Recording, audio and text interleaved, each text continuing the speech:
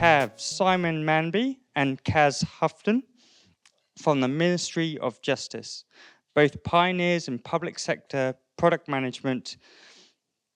And Simon and Cass have dedicated their careers to improving services through human-centered design and agile methodologies. Together, they focus on modernizing public services and encourage collaboration to enhance the citizen experience.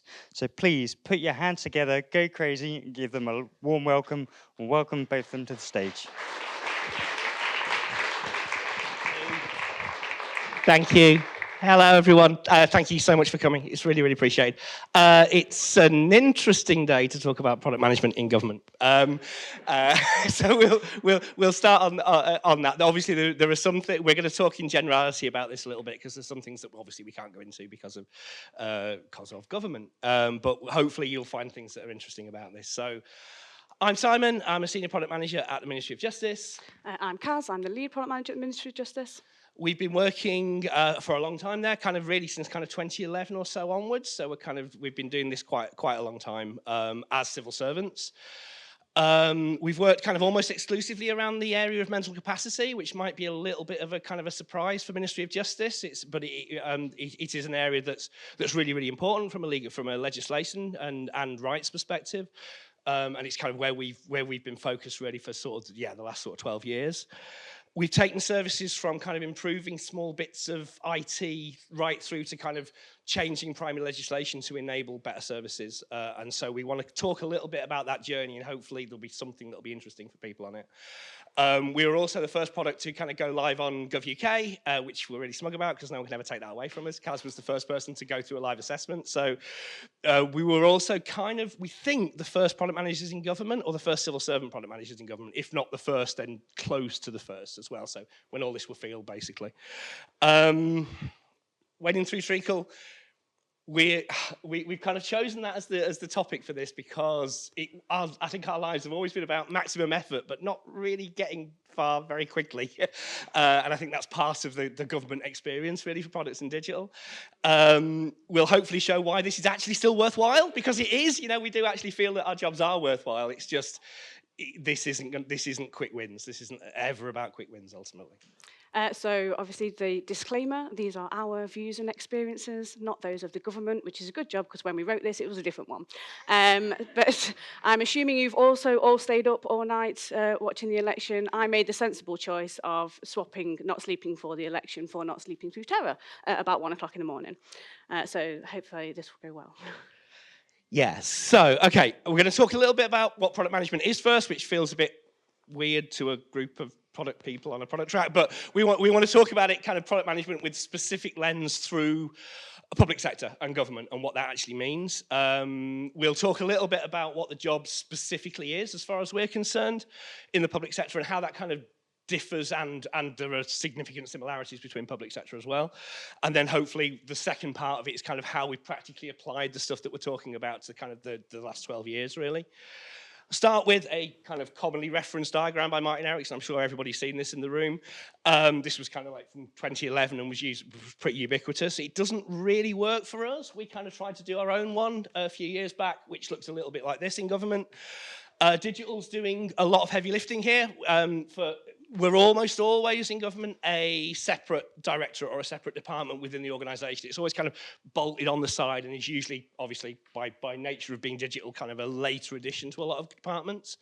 So what we mean by digital in this space is all of the things that people associate with that. So product management, delivery management, web ops, developers, user researchers, interaction designers, that kind of stuff fits in digital. Policy are the people that use evidence to instruct ministers on positions and hopefully to give them the best advice as to what they can do to affect the kind of the welfare, security and prosperity of the country, to kind of really put those policies in place and make sure that government is doing what it should. And then operations in this space is kind of the public face of civil service. So that's anything from kind of a frontline job centre staff to back office admin and the people that actually do the work in government, really, the kind of people that people would associate with government. We're kind of stuck in the middle. That's us. Hi.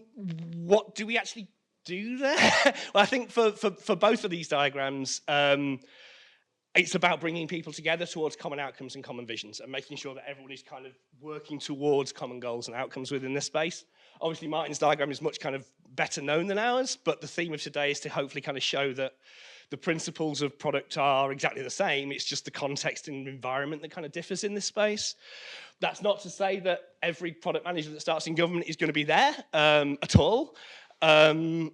But I think we've made pretty good inroads, certainly over the last decade, to try and get into that space and kind of work in that space. And we would say any product manager in government should be aiming to be in that space. That's where you can provide maximum value ultimately.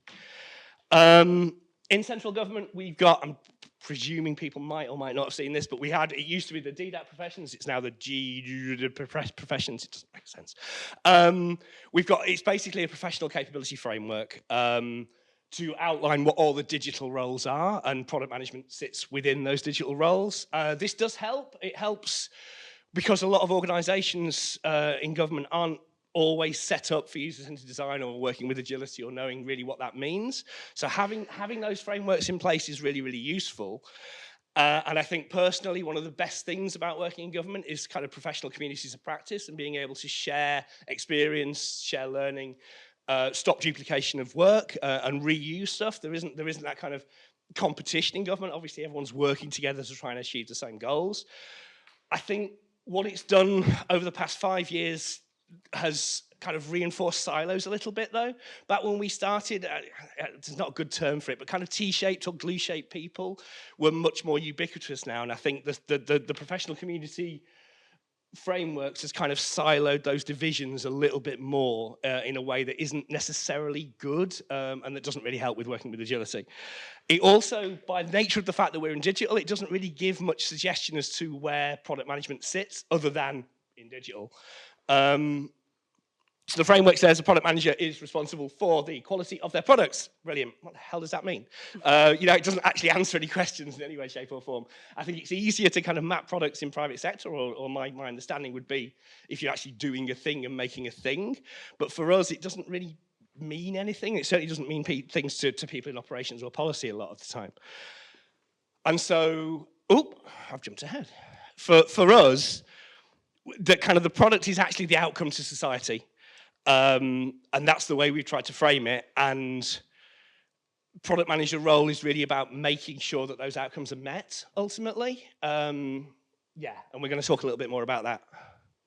So even though we think that product management might be slightly used in different ways through the public sector and the private sector, we do think that we generally do the same sort of things to get to the same place. So, understanding the problem, understanding the users, and also understanding how to test the value so that we can be accountable for delivering that value.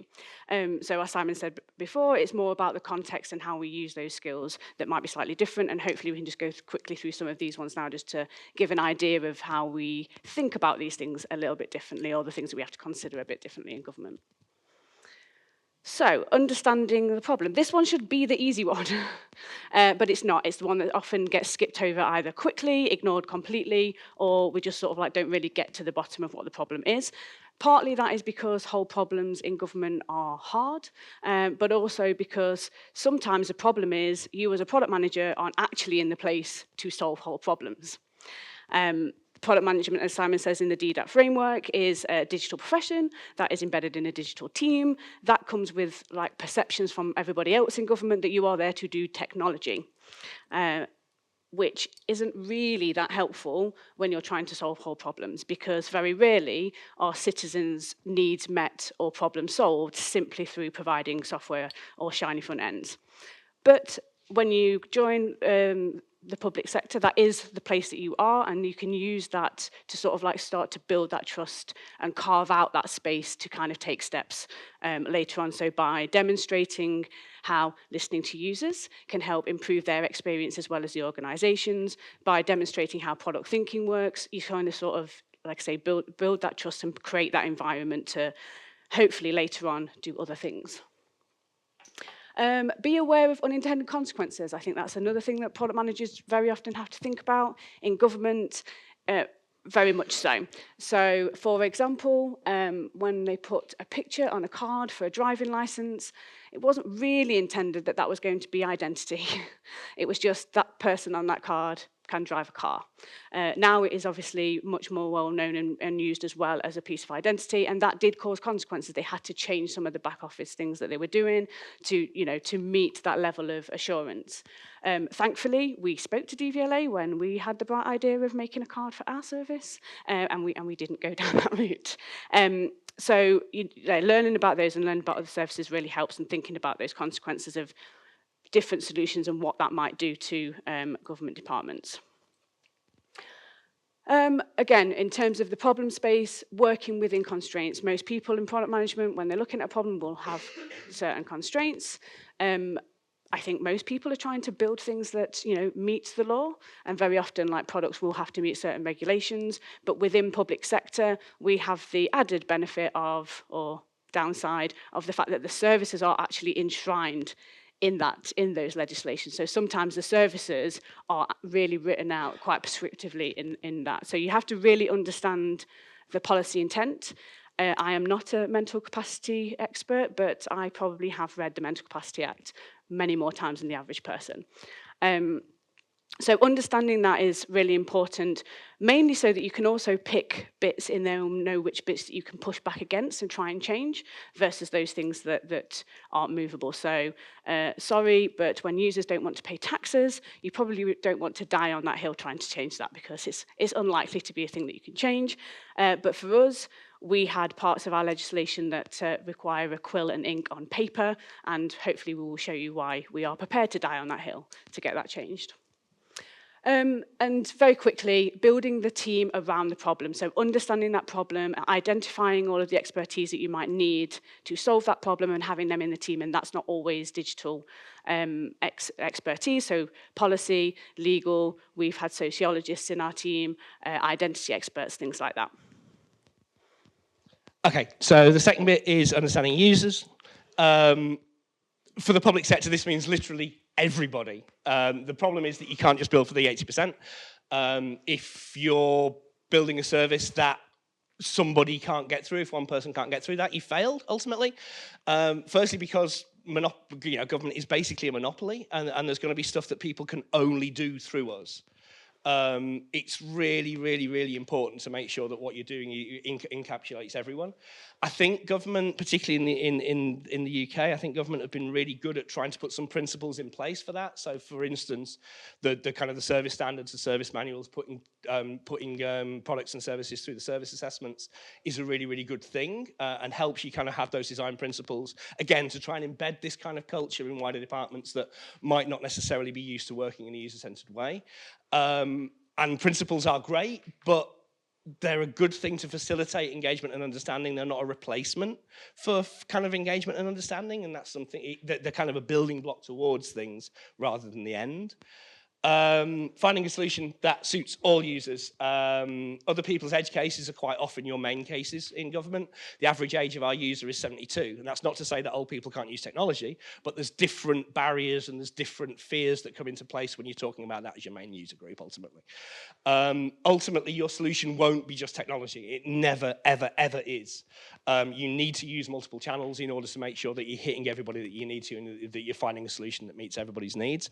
And as a product manager, those channels might not necessarily be under your direct control. So paper channels, for instance, might not be something that is considered in the remit of what you needed to do, at least in the first place. It's still your responsibility to make sure that overall value works across those channels regardless, ultimately, though. And you can't give someone a worse service just because they don't have the technology or the skills or the capability to use that service. You just can't. It's ridiculous. Quite often people don't have access to data, don't have access to smartphones or laptops. Just because someone can use the technology as well also doesn't mean that they'll want to. So it isn't just about not being able to, it's about those people that will refuse to engage within that space. And you have to find a solution for them as well, ultimately. And then finally, understanding user need, not want. Nobody actually wants to use a government service. No one wants to talk to us. Nobody wants to be involved and get involved in a government service. That isn't something that people wake up in the morning wanting to do. But have I moved on? No. But sorry, I've lost track a little bit. Nobody wants to make a passport, but people want to go abroad.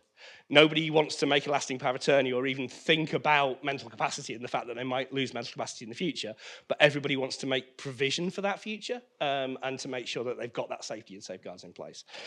There's also a massive fear about interacting with government, a fear of doing something wrong or being caught out, even if you're not doing something wrong, by doing something wrong inadvertently. So you can't just develop for an individual user need. You have to think about the support network that person has. And quite often, a lot of different people will be involved in helping someone through a government service, whether that's someone that they're paying, whether that's someone from a charity, whether that's just someone next door that has more confidence using technology or that's done the form before or things. So you really have to design for relationships right from the start rather than just assuming that an individual user is going to be your main use case. And think about social interactions within the product and making sure that you're kind of designing for those right from the onset ultimately, or else you're going to set yourself up to fail on it. The other thing is you have to be a champion, particularly from a product management perspective, you have to be a champion for user rights as well as user needs, and thinking about it from an ethical perspective and a user rights perspective that users themselves might not necessarily think of or adhere to as well. And so that puts another dynamic within that kind of product manager role, I guess.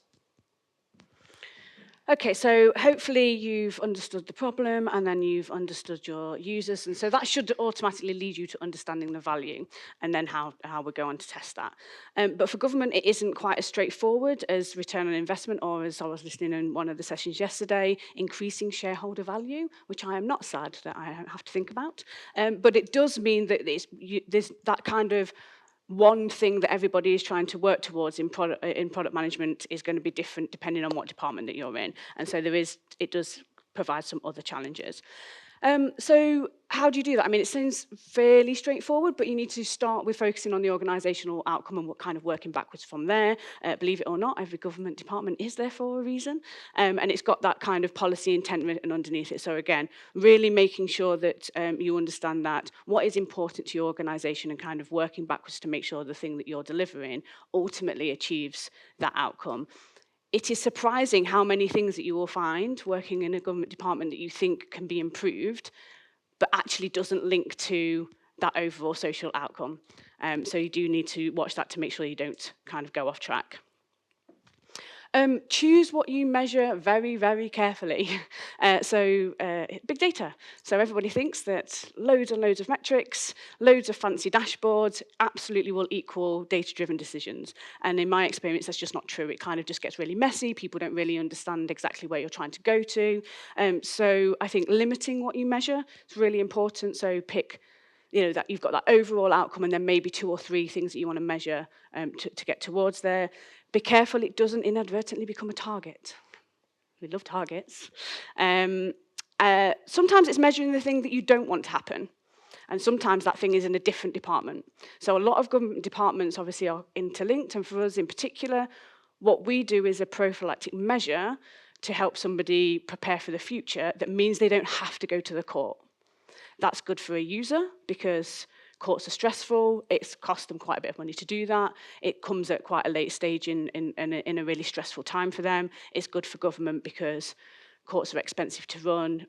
I don't think I need to go into how difficult courts are. And also just always be prepared to have that conversation with that person who is definitely data-driven, but the data that you've just provided them doesn't tell them what they wanted to hear. And impacts can sometimes be measured over a really, really long space of time. So hopefully that is what we're going to kind of show. That's not to say that improvements can't be made iteratively and that you're not releasing value, but sometimes you are just making improvements to an existing service that actually that service needs changing. And if you're going to do that, that doesn't happen overnight. So just, be prepared that that can take a long time. And it is much more of an ultra marathon than it is a sprint. Yeah, so those are the bits that we kind of think are important and maybe a kind of a different focus on product management in the public sector rather than kind of private sector or other organisations. We want to kind of focus it a little bit on our own particular journey and kind of what that looked like in reality. How did we kind of go from doing IT through to kind of making large-scale primary legislative change? We'll kind of attempt that by taking the ultramarathon thing to an extraction. and try and take that metaphor a little bit further than maybe we should. We're going to map it through the Lady Bar course of we don't know anything about running, so but it felt like a good one. And Martin Jordan and Cara Kane and loads of other people use this as an analogy, which we think is a really good one. We're going to focus on the journey, on the detail of the journey, rather than the specific service change, because firstly, we get massively tied up in the detail, so it was an exercise for us to try and not talk specifically about the work that we're doing, but also hopefully it's going to be more relevant and more interesting to other people as well. So this is our course. We started here in 2011. We're about here now, maybe. It started with, we were kind of looking really enthusiastic and looking for opportunities. But we hadn't really trained enough, and the organisation wasn't really ready for us either. The organisation themselves were a purely paper-based approach, paper-based service, using really unsupported, unchangeable technology from a back office perspective to try and process that paper. I think something that a lot of people hopefully can kind of come, they were trying to make the business fit the software rather than vice versa. I think it's quite a common problem, particularly in government, but I think also elsewhere as well. And as a result, they were quite reactive. They struggled with their own kind of purpose and what they were actually there to do, other than process paper and clear backlogs and try and keep ahead of the work. They had significant customer complaints, but they didn't really know how to deal with them or how to try and mitigate that, even though they had a massive balanced scorecard because they were capturing data from everywhere, but then weren't actually doing anything with that data, and that data didn't really mean anything in a way that could actually positively improve the organisation. So we kind of came in, not just us, but obviously working with a lot of people through this point. We wanted to kind of make a simpler, more sustainable service across multi-channels in a way which provided better safeguards for users and made the organisation themselves sustainable as well. Fortunately for us, and there's quite a lot of serendipity, I think, in our journey.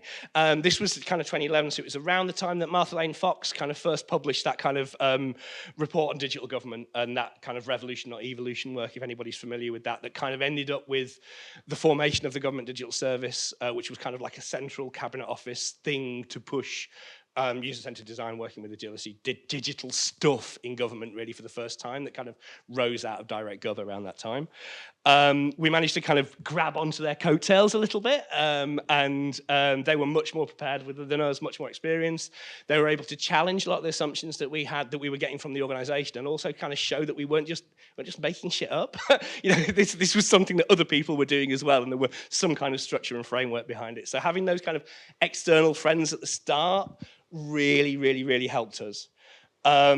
We'd gone into it thinking that our internal systems were the biggest blocker to achieving the organisational outcomes that we're trying to achieve, because that was the thing that was causing the most friction for staff and for the organisation. And I think it was the most visible thing, I guess. They weren't at all.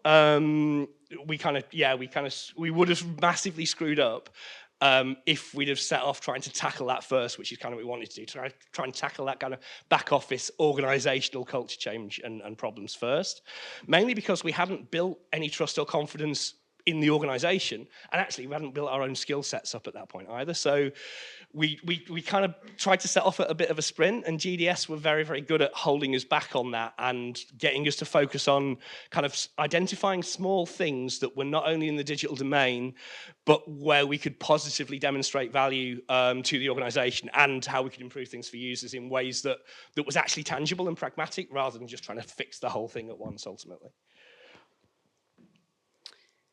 Yeah, so that first leg actually took us to about 2013. So see, that one was that's 2 years. So, you know, we'd build this sort of like nicer experience for users. It was kind of contained, it was fairly small, and it taught us a lot about the ways that we needed to work. We learned a lot about the overall service. I think really this was probably the first point that I certainly started to think, I know what this whole problem is for our users that we need to solve. And at this point in time, we were still very optimistic and very enthusiastic, had loads of energy, and the drive to want to go full on into trying to do that service change at this point in time was very strong. But we had also learned now that actually it's more the culture change that we need to work on first, and also we still have that back office problem. So over the next sort of like year or two, that's actually what we focused on. We were fixing the basics, both in the technology within the organisation and the culture. So it's kind of like building that trust and also getting us into a better position with that technology. So we replaced all of the legacy technology that we had within the organisation with in-house in-supported teams. We really engaged all of the different departments and sort of operational parts, policy parts that were talked about on the earlier diagram. So we really engaged them by like treating them as users, treating them as experts, showing them how we could do this, getting them like sort of really collaborating with them over this period of time. And that was kind of the first step towards us going towards that middle bit of the diagram. And, you know, I don't know if we knew this in advance, but definitely in hindsight, if you don't spend a lot of time doing those things and doing those activities, you can have the best digital team in the world and you will still come up against barriers about being able to actually solve those whole problems. So we jump forward another couple of years. We're into about 2015 now. By this point, we'd really understood the kind of the problems of the organisation in a way that I don't think people had really done so before. I think we were quite confident in that. We'd learned an awful lot about our users because we were actually talking to them and stuff. We were able to kind of measure and demonstrate value in a way that the organisation could understand and see the benefit of. We also started to see kind of a bit of a sea change in the organisation themselves. So you're starting to see co-design and user research happening more collaboratively across digital and policy and operations without us kind of poking them and hitting with sticks and saying that's what you needed to do. It started to kind of happen organically a little bit in that space, which was really good. But we started having an expanding portfolio of digital products. So we're not only, like Kaz said, at this point we had all of the back office systems that we had basically scratch built and we'd created internally, and we had teams on. We also had kind of 2 or 3 GovUK hosted front end services for customers at this point as well. So we had a big expanding portfolio of stuff that was both supporting civil servants to do their jobs and kind of improving the user experience for users. It became then kind of how we scale and sustain that became part of the problem because we were still quite a small team at the moment and we were still quite reliant. We had a kind of a mix of internal civil servants and external suppliers and contractors within this space as well. So in order to do that, we kind of needed to bring more digital capability in-house into civil service roles to make sure that we could sustain it and also kind of fund for the life cycle of a product and get people to think about that, because government was still very much in a kind of a project-based approach to stuff where you deliver something and chuck it over the fence and it never got updated again. So trying to get people to think about live services as the priorities and the fact that live services will be continually iterated on user feedback and always updated and always have a team assigned to them. That was such a novel approach for stuff. It was really difficult to embed. And particularly because the organisation was now getting an appetite to do a lot of stuff, and so they always wanted us to move on to the next thing or the thing that they thought was the most important. We also wanted to kind of start to focus this appreciation that digital doesn't need to be just shut in a technology box, and that we could and should be looking at end-to-end service problems and not limiting kind of solutions just to technology ultimately. So then we moved to the middle miles. I don't even know what years as well. I don't know, something like 2017, 18. They're not the most memorable. They're not the most exciting. It's that part of embedding that scale now. So it's like you can't continuously be doing sort of like new things all of the time. We needed to sort of, like I say, embed those ways of working a little bit more, keep it a little bit stable, tie up the loose ends, which meant migrations and decommissions and all of those fun things. So we also use this time to bring in those civil service roles that Simon was talking about, so committing much more of a higher percentage away from external suppliers and contractors. Sorry for those who are contracting. But bringing more, so I think we got to about a 60% civil servant ratio at this point in time. And you know, that gives a real message as well to the organisation that we are actually here to stay. We're not going away anytime soon. You've got to pay for us, and nobody gets sacked from the civil service, is fine. So, yeah, this is not exciting, but still very, very important, particularly if you're going to get round this whole circuit. Obviously, the biggest challenge was how do you keep people going? There's nothing new, there's nothing shiny. How do you keep the business and the organisation really like excited about where we're going when we're just kind of like moving things from over here and closing things down? And it comes back to what I was talking about earlier, that overall organisational outcome, and just constantly keep mapping back towards where we're trying to go and demonstrating the steps, even though it's going over a really long space of time. Sort of, like I say, having that very one metric helps in this space, and how we're going to get there, reminding them that actually removing that legacy has reduced loads of risk for them. They always love something that reduces risk, so that keeps things going a little bit. And for the development teams, it's kind of just cake. It was also kind of being able to build on the fact that we had a load of technology there that was iterated and that was supported, that was kind of our building block for doing new and shiny stuff as well. So that was the plan. We kind of, at this point, kind of hit a bit of a wall. That was mainly the outer limit of our expected influence as a digital team and as a product management function, ultimately. It kind of would be kind of easy at this point to kind of sit back and look at everything that we'd achieved. We'd done some really, really good stuff. We had no legacy tech in the organisation, which for government is unbelievable. We had supported in-house products with teams on them for everything, and those teams were multidisciplinary, cross-functional in ways that we were really, really proud of. We had significant improvements to the existing service and to user experience within that space. But actually, when you started kind of looking under it, we hadn't really solved any of the user or organization's fundamental problems. The core problems were still there and still existent. Mainly because this was all still paper-based. People were still having to sign bits of paper. That paper had to come into the organization, and then the organization was still having to process that paper. And, you know, we're not talking small bits of paper. We're talking like, I think, 1.2 kilometers of paper at any one point in the organization. So we just things like we had to be mindful when we were moving premises because of the structural integrity of the building that we were moving into because of the weight of paper that we had to deal with at any point in time. So those fundamental problems were still kind of existent at that point. And so it's kind of time to persuade the organisation to let us look at the whole problem and services, ultimately. This was very much a wall, and a wall with no doors. It's like there's no easy way through this. We had to kind of get sledgehammers and stuff. But we did have a lot of trust embedded by the work that we'd already done.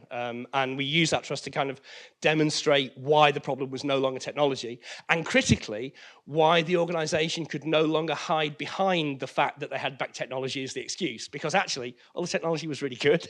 So they couldn't really hide behind that anymore. We still had all of this paper and all the, but we kind of proved that actually the constraints that we were now facing were around primary legislation and the limitations and constraints within the organisation and what it can do. And that was the problem. You know, like Kaz said earlier, we had a load of like 3 or 4 tiers of primary legislation, right, going back to kind of, crikey, the 1989 Property Miscellaneous Provisions Act, where you had to have an instrument that needed a witnessed wet signature with a wet pen, for instance, you know, and tiers and tiers and tiers of this stuff that really limited what the organisation could or couldn't do. And this was the bit that we ultimately had to try and solve. So we say dark times on this because you cannot underestimate how difficult this is. This was really, really, really hard because it wasn't just about the technology. It was about making those changes. It was also giving people really, really bad news. You know, it's just like, we've got to a point now where we can't go any further. If you want to actually improve this organisation, you're going to have to change legislation ultimately. So everyone was bloody delighted to learn that, as you'd imagine. Because that is not easy or quick. It's certainly not a 10K. And although we were, we'd known this for a little time, it did really take quite a while to persuade the organisation. It was always like, but can you just look at what you can do in and around it? Because nobody really wants to tackle that, going to try and change primary legislation. And like I say, for good reason, because it is quite difficult.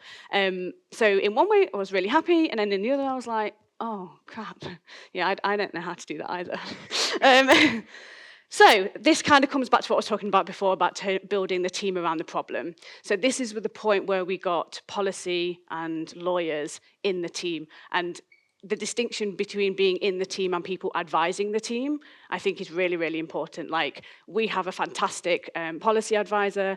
Like, she's with us all the time in planning, in like service mapping, like all the way through the journey.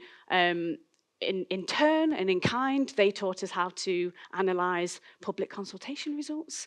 I mean, we did kind of the donkey work for them, but it was interesting nonetheless. That still took 2 years to get a legislative vehicle to do that. So we were prototyping, looking at services, doing that kind of public consultation and going through that journey. And lots can happen in 2 years, like COVID, which can distract the business. So we had to say no to a lot of things during that period of time to not distract us from that original one thing that we were trying to get through. So, but then by sort of like September 2023, we did get primary legislative change. Woo!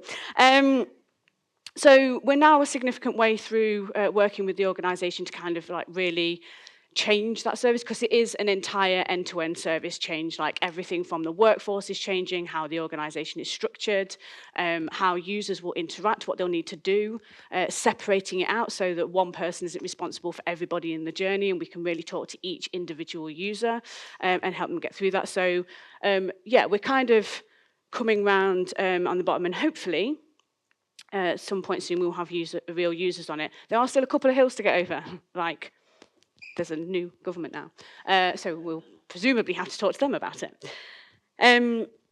If that sounds like we're nearing the finish line, move on. Yeah, if that sort of does sound like we're getting towards that finish line, it kind of is, but we're also really aware that we're just about to go round again. So once we get new users on, we're going to learn a whole bunch of stuff that we haven't sort of worked out yet, because it's a completely new service. You know, everything that we're doing with the users at the moment is what they think they might do when they start to use that service in real. And, you know, there's kids running around and things are on the stove and how they interact with us. We'll find out a whole bunch of new stuff. But this time we hope that we will be fitter, that we know the course a little bit better, and hopefully it won't be another 10 years. Yeah. So, kind of, is it worth it? Given everything we've gone through, is it actually worth doing? I think if you're looking for a challenging problem space, and this isn't supposed to be a recruitment or advertising campaign for public sector, I promise, but it kind of coupled with the warm glow of altruism that you don't necessarily get elsewhere, you are, you know, at the very basis of this, you are trying to do public good in this space. If you can handle working within constraints and sometimes despite the organisation rather than because of it, it can be a hugely rewarding job. I think it's safe to say that neither of us would have kind of kept doing this for 12 years if that wasn't the case.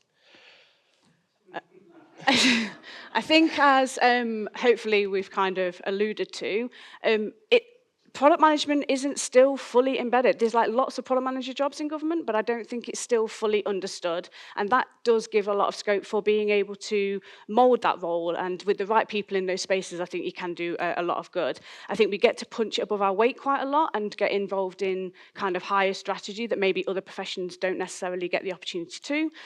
But yeah, there's no hard power. It's all soft and it's all influencing. And I know I keep reinforcing this, but it's really important to us. There is a chance to actually make the world better, to positively contribute to society in a way that I think we're very lucky and privileged to be able to do that isn't everywhere. It's not glamorous, it's not quick, it can be really worthwhile. And I think the other thing is that there are always new problems to solve. You're not going to run out of problems to solve in government. So I guess kind of in true product style, it kind of depends. So that is our whistle-stop tour of sort of like the last decade. So thank you very much for giving us your time. Yeah, questions? So we wanted to end a little bit early purely because, well, firstly, so you could just run off if you wanted to, but also we wanted to check. We wanted to basically have a little bit of a, don't feel like this is just about questions. If you've got any experiences within the space, either from public or private sector, if any of this actually resonates or if we've missed something, or if you've got different experiences in this place, we'd be really, really interested to hear them. So yeah, for the last sort of 10 minutes or so, feel free to please just, I can run around with the mic or ask Paul to do so. Well, this is weird. So I'm a product manager in the Ministry of Justice, and I work in very much not a product environment. So it's really interesting to see that, because I think we're all very aware, and I've heard a lot of people speaking this week about, not trying to be playing by all the rules and thinking if you're not doing any of those things, you're not a product manager. But really, I'm in a space where it's not product in any way. Like senior leadership just kind of put in the job titles and like, hey, we're doing product. So that was quite interesting to hear that you sort of went through something similar to that, it sounds like. And maybe it's going to take 10 years to fix. So thank you for telling me about this.